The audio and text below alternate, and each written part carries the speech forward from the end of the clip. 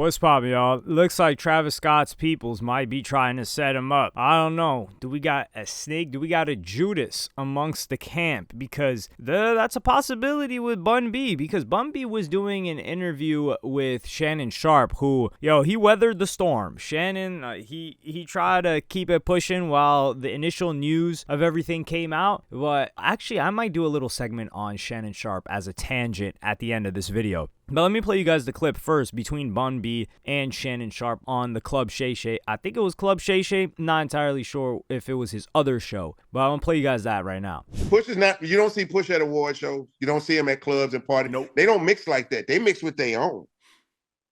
And they pretty good on the streets as well. So it's whatever. That being said, Travis ain't about to back down.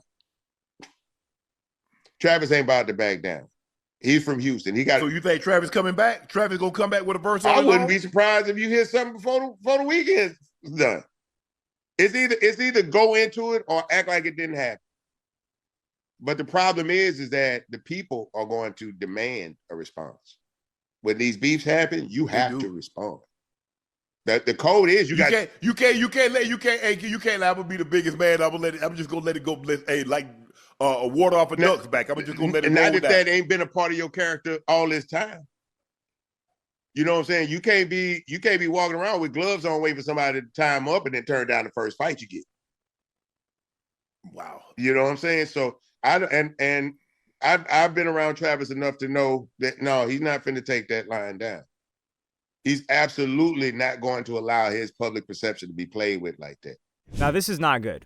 No. Bun B is tripping. He said we might hear something by the weekend. When have we ever heard something rushed by Travis Scott? The last time Travis Scott probably made a song in a couple of days and dropped it right away was, Owl Pharaoh days? Since then, everything's been old. And old as in, there's a lot of preparation and care that goes into a song before dropping. Or I would venture as far as to say maybe he's dropped tracks quickly when he was locked in with Quavo. That's another option. Or Pick Up the Phone, because Pick Up the Phone wasn't really supposed to be released by him. There's a big controversy around that song and how a couple of people feel like, they got done dirty on it. But with Travis and Bun B here specifically, dog, the last verse that we've heard from Travis where we were like, damn, he was kind of spitting was not just Sicko Mode, of course, but Apple Pie, which was written by Wale. And then we had his verse or for the freestyle or the cypher when he first got on the XXL freshman list. That one was tough. And on Dream Chasers 2 when he featured with Meek Mill. Since then, Travis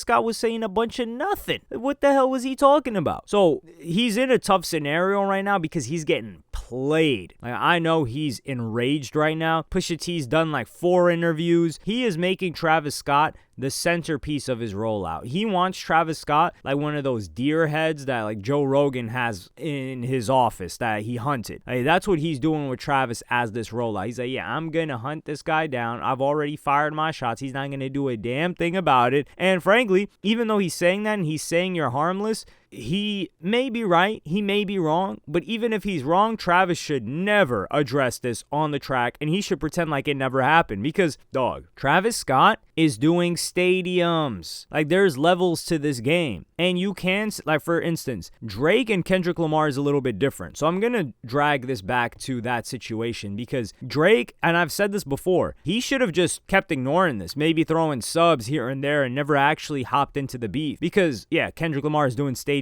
now. But the point is, Drake was in a position where he had everything to lose and barely anything to gain. If Drake had beat Kendrick Lamar, a lot of people that are on Kendrick Lamar's side, they would have made some excuse for Drake, maybe said somebody wrote the disses for Drake, whatever the case may be. But at best, if they wanted to be fair, Drake would have gotten a pat on the back oh, okay, yeah, you did what you were supposed to do. You're the top guy, right? Oh, Kendrick Lamar has never beefed with anybody before. You had experience. You beefed with Meek Mill. You beefed with, almost beefed with Joe Budden. You beefed with who else? I'm forget. Oh, Pusha T. Yeah, you went at it with Pusha T. So yeah, you're supposed to win. But when he loses, it's catastrophic. And not just the loss being catastrophic, but the accusations that were levied in part due to Drake bringing up people's family first. We always have to make that clear. He's the one that took it out of bounds, and they said, okay, say less. Don't worry about it. We got a lot to drop on your head top. One of them being a fake daughter, which never existed. But Kendrick Lamar elevated like crazy off of this. If Like That, and I said, if Like That had dropped, and keep in mind, Kendrick wasn't doing a bunch of interviews, but if Kendrick just kept dropping disses on Drake without Drake ever responding, it would have seemed after a while, even to Kendrick fans, like, all right, bro, he's not going to address you. Like, stop trying to get his attention. It's like a little kid trying to grasp for attention. And I don't think that's what Pusha T is doing in this situation. I think Pusha T genuinely has a problem with him. There is a criticism that people are saying that, yo, he waited 2 years. Well, he probably recorded this 2+ years ago. He had contractual issues with Def Jam, so they couldn't drop the project. They said that this was when Meltdown dropped, they were already recording this album. They were recording it at the studio in Paris with Pharrell. So this was 2023 that most of this album was getting made. So just because it got dropped now doesn't mean that it got recorded now, or that these feelings that he laid out on the track are from right now. That's from back then. And of course, he probably still feels that way towards Travis because he's still talking crazy about him. But that's just one. I just wanted to shoot that argument down because a lot of people seem to be bringing that up as a way to kind of try to come at Pusha T. But yeah, like let's say Pusha T drops 2 more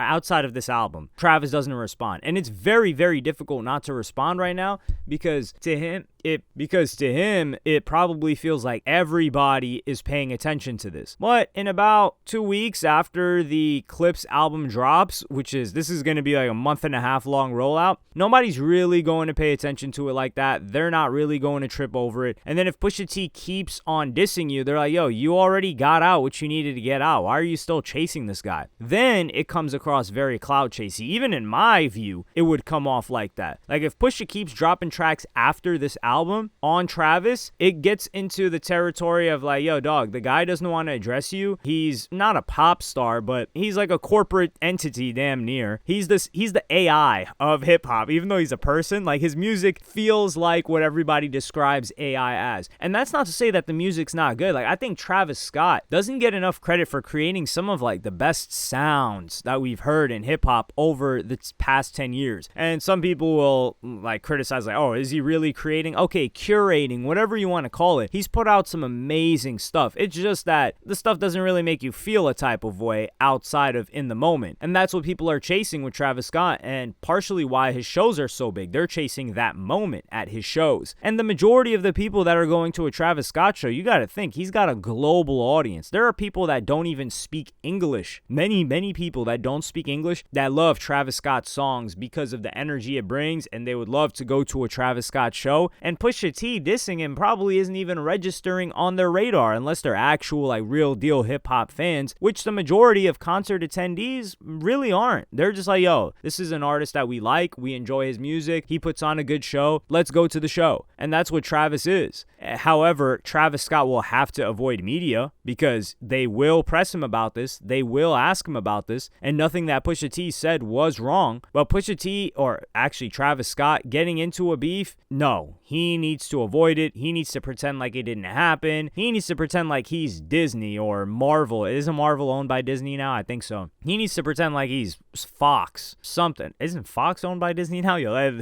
the mouse is buying up everything. But that's what I think about the situation. And anybody that's trying to set Travis up or gas Travis up, Travis, do not let these people gas you up. Do not diss anybody. Keep it pushing. Keep it quiet. There are a lot of people that don't like you, because I already think they got another track ready to drop on Travis if he ever replies. And then there are a lot of other people that are waiting to pile on Travis because Pusha T opened the doors. Similarly to how when Drake, or when Like That came out, it opened the doors for other people to kind of snake Drake, like for instance, not snake Drake, but to come at Drake Drake, for instance, you got Rick Ross and many others. That's what Travis responding would do for these guys, because like, oh, Travis is responding to people now? Say less. I'm going to take that as an opportunity. So there is a game being played here between, like, hey, can we get attention from the biggest rapper? Because then we will have the attention of hip hop as a whole, because it's tied to that rapper who's never had a public beef with anybody, on tracks at least. But yeah, Bun B,